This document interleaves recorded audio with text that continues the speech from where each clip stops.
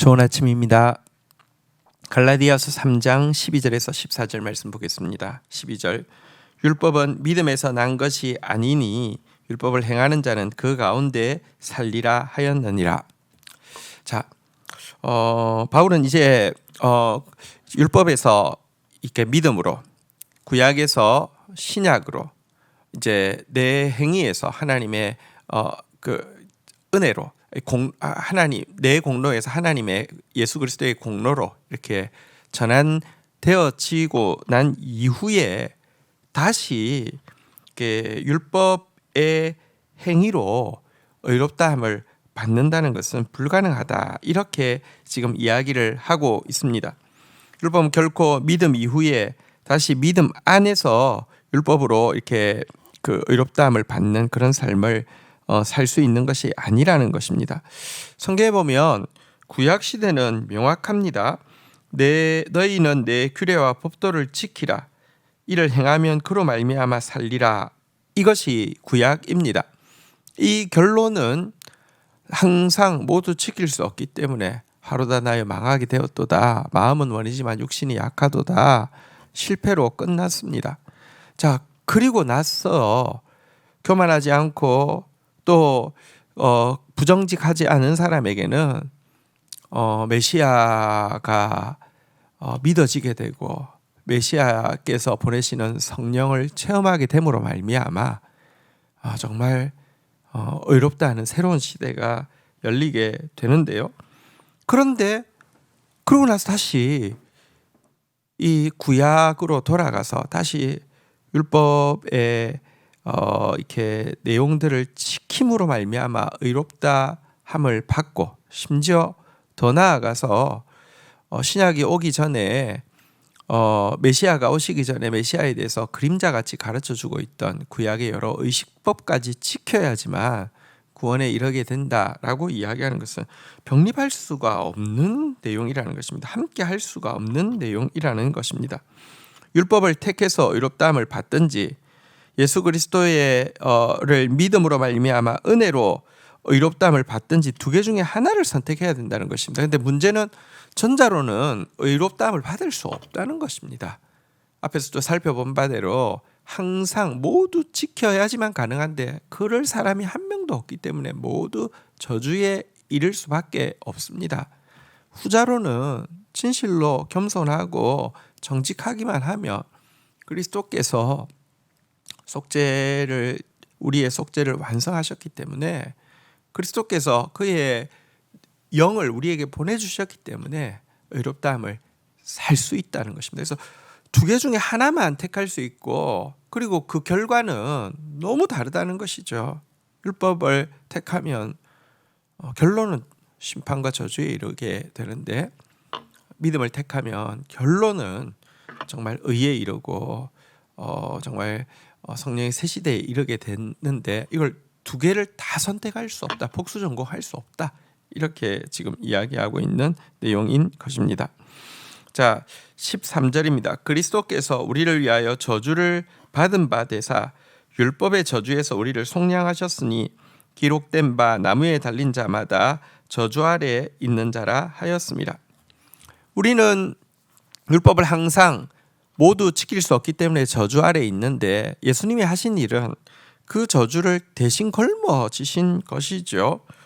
여러분, 이 속량이라는 단어는 이렇게 값을 주고 사와서 신분을 이렇게 노예의 신분에서 자유인의 신분으로 바꾸어 주는 것을 속량이라고 하는데, 우리는 율법 아래에서 저주를 받을 수밖에 없었는데 예수님께서 저주의 나무에 달리심으로 말미암아, 십자가를 이야기하죠, 우리를 이제 그 저주에서 풀어주시고 우리를 율법의 노예가 아니라 하나님의 자녀로 바꾸어 주셨다, 이렇게 이야기합니다.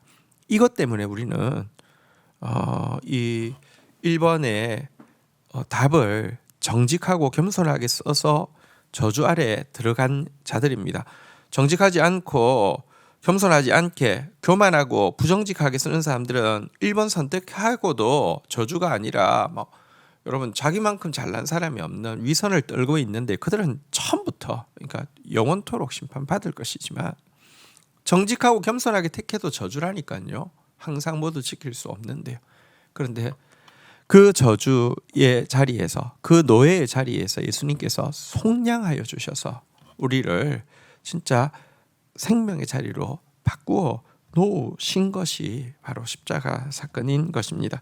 14절입니다. 이는 그리스도 예수 안에서 아브라함의 복이 이방인에게 미치게 하고 또 우리로 하여금 믿음으로 말미암아 성령의 약속을 받게 하려 함이라. 하지만 이 예수 그리스도를 통한 이 구원의 길을 받아들인 사람은요,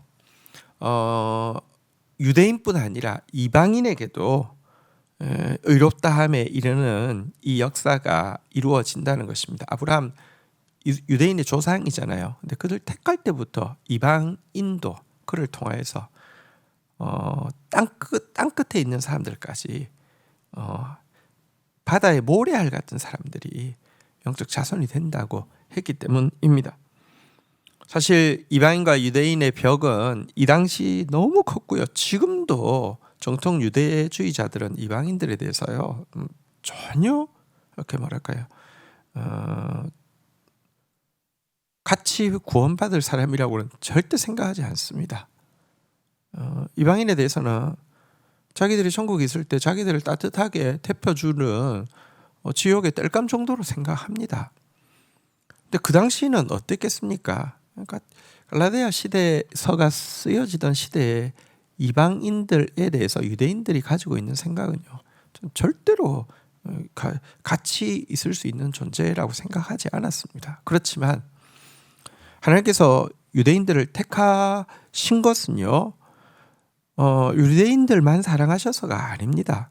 이미 유대인의 조상인 아브라함 택할 때부터 이방인을 그들의 영적 자손으로 택하실 계획을 가지고 부르셨고요. 단지 이렇게 작은, 여러분 무슨 정부에서도 뭐 교육 정책을 실시할 때에 시범 학교가 있고 시범 학교를 통하여서 테스트하고 나서 전국 학교에 보급하듯이 하나님의 말씀이 무엇이고 그것을 지키는 것이 무엇이고 그것이 얼마나 인간의 본성에 거스를 뿐만 아니라 타락한 인간을 지킬 수 없다는 것을 경험하고 그 결과 메시아가 올 때 메시아를 사모하다가 그 메시아로 말미암아 구원에 이르는 이 모든 과정을 유대인 악인에 이루어지게 하신 것은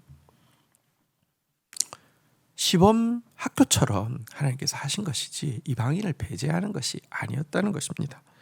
뿐만 아니라 그들을 구원의 백성으로 삼을 뿐 아니라 그들에게도, 이방인에게도 성령의 약속을 부어 주려 함이다라고 이야기를 하고 있습니다. 여러분, 하나님께서 이제 이방인들을 구원하실 뿐만 아니라 그들에게도 성령을 부어 주심으로 말미암아 이제 진짜 헤아릴 수 없는 영적인 부흥이 온 세계 가운데 이루어지게 하겠다라는 의미가 됩니다. 이것은 사실 초대교회 때에 이 유대인의 지도자로 부름받은 베드로를 통하여서 고넬료의 집에 갔을 때에 똑똑히 경험하게 하셨죠. 이방인들에게도 성령 부어 주심으로 말미암아 논란이, 이 사람들이 우리와 같이 성령을 받았으니 누가 물로 세례 베품을 금하리요.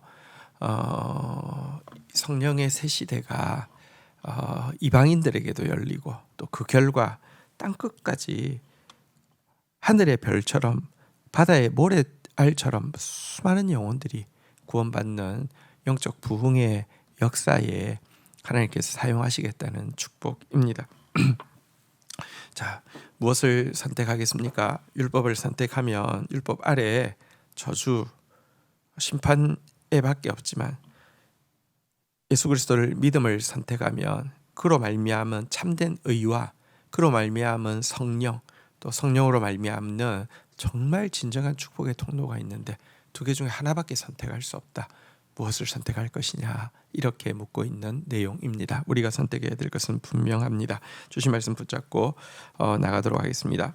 하나님 예수 그리스도를 믿음으로 말미암아 의에 이르고 성령의 새 시대를 경험하고도 다시 율법의 종으로 내려가서 이 두 가지를 섞으려고 하는 어리석음을 결코 범하지 않도록 도와주시기를 간절히 간구하고 소원합니다. 우리가 받고 있는 이 자유가 결코 값없이 주어진 것이 아니라 예수 그리스도의 십자가라는 엄청난 대가를 지불하고 주어진 소중한 축복이라는 사실도 잊지 않게 하여 주시옵소서. 바로 이 축복으로 말미암아 우리까지 하나님 아브라함의 자손이 되었고 우리에게까지 성령의 약속이 미치게 되었습니다. 그리고 마지막 때 성령으로 말미암아 온 땅에서 구원받는 수많은 영적 자손들이 태어날 것이라고 약속하셨습니다. 이 놀라운 영적 부흥의 역사까지 우리에게 약속되어진 것일진데 주님 믿음 안에서 은혜 안에서 성령 안에서 이 축복들을 하나하나 다 누리는 저희들 되어질 수 있도록 축복하여 주옵소서. 예수 그리스도의 이름으로 기도 올립니다. 아멘.